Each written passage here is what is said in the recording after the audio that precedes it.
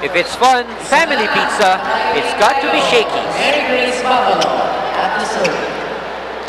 Alright, I'm Ian Laurel with Ivy Remulla and Candice Martelino at courtside, bringing to you this matchup between FEU and Lyceum. So far, the second set, very, very tight. Jose stopping it, but Harin right there for defense. Oh, Boto! Boto with a very strong attack, but that goes outside. Lyceum is asking for a touch from the block, but according to the referees, it was a clean hit outside. That's right, that happened dun mismo sa kinakatayuan ng ating linesman.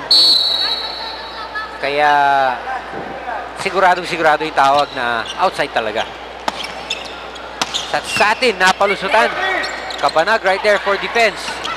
A long shot from Vivas. Lyceum is getting a taste of their own medicine. Binabalik lang po ng FEU mga drop shots sa Lyceum.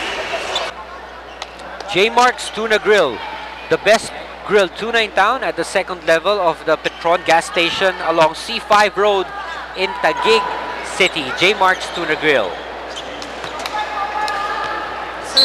21-18 FEU. Remember, they lost the first set. But itong Lyceum, let's see what their play. They set up a play for Satsatin. She gets blocked by Tolentino. Drop shot. Almost got it. Vivas being eager.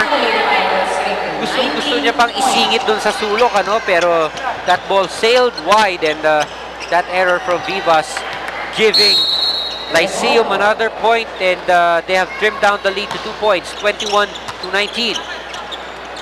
Back set to Morada. Saved by Babalo.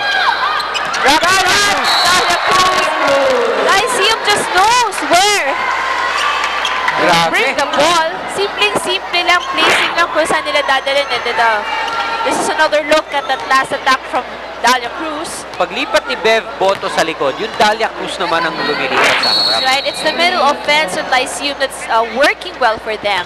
Blocking, offense. There you have it. Tolentino just enough to get it over the hands of the blocker, and Dalia Cruz, there you see it in the replay, hinabol o at tawag doon sinungkit. Sinubukan sungkitin nung lumampas sa kanya yung bola, and that led to that error. FEU with a 2-point lead, 22-20. Good service from Morada. Para sa sobrang bilis partner, hindi ko yata nakita yung bola pag-iwas na net. Morada, she can really get that point from the service department, and she also has a fault whenever she misses out on that serve. Talagang all out siya, no? Do or die kumbaga pagdating dito sa service area itong si Morada. Another good serve, this time dug up by Harin. Dalia Cruz off speed. Vivas! Getting it through.